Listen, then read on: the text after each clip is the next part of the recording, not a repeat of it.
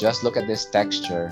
Vibrant, incredibly creamy, and perfectly balanced. This is the ultimate homemade walnut pesto, and today I'm going to show you how to make it from scratch.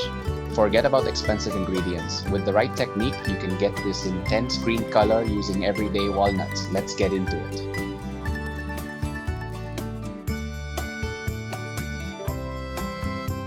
Here's what we need for this recipe.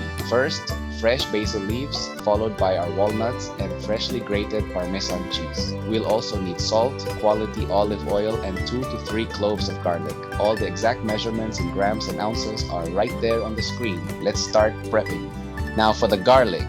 I actually showed you a killer hack to peel garlic effortlessly in a previous video.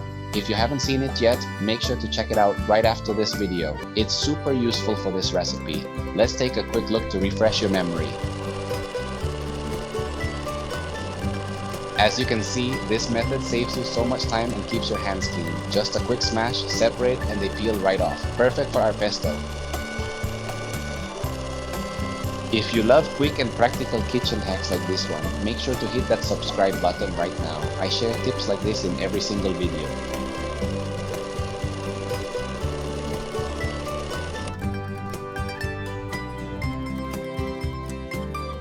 Before we bring everything to the food processor, let's give it a little help. I like to stack the basil leaves, roll them up tight like a cigar, and slice them into thin strips. This quick prep prevents the leaves from getting tangled or jamming up the blades. It keeps the machine running smoothly, so our final texture turns out absolutely killer. Trust me, your processor will thank you.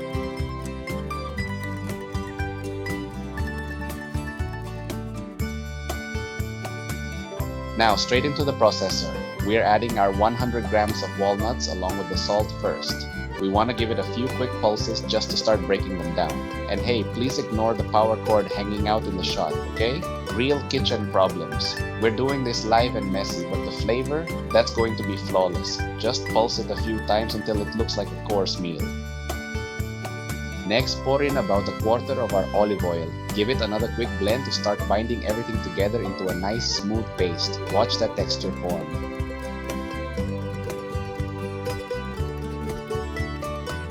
Pop the lid off and in goes the garlic. It should be coarsely chopped, not super fine, since the machine will do the rest. Cover it back up and keep blending. Lid off again, and let's add our first batch of basil. Just a reminder, we only want the leaves, no stems allowed, that's crucial. Also, make sure to add it in batches proportional to the size of your food processor so it blends evenly. Open it up and let's add the next batch of basil along with another splash of our olive oil. Close it back up and let the processor do its thing. We are getting closer to that perfect consistency.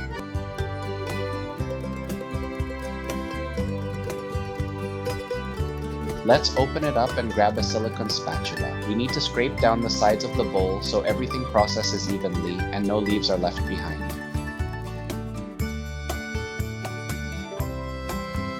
Once that's done, go ahead and add the rest of the basil and the remaining olive oil. Fire it up again and let it blend.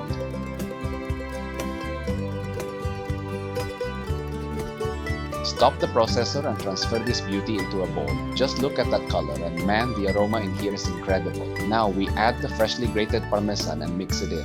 Pro tip, if you can find it at your local market or cheese shop, try swapping half of the Parmesan for Pecorino. A 50-50 blend gives it an amazing sharp twist.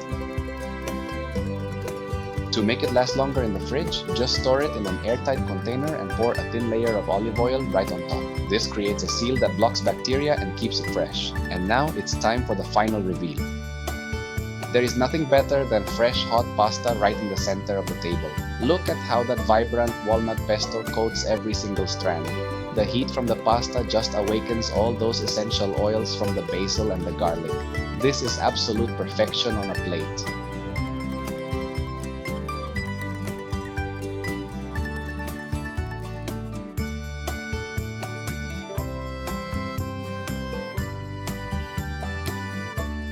If you enjoyed this recipe, please hit that like button, subscribe, and share this video with your fellow foodies. And hey, if you want to master that effortless garlic peeling hack, or if you want to learn how to cook pasta perfectly so it never sticks, I'm leaving both videos right here on the screen for you. Thank you so much for the love, support, and I'll see you in the next one. Bye.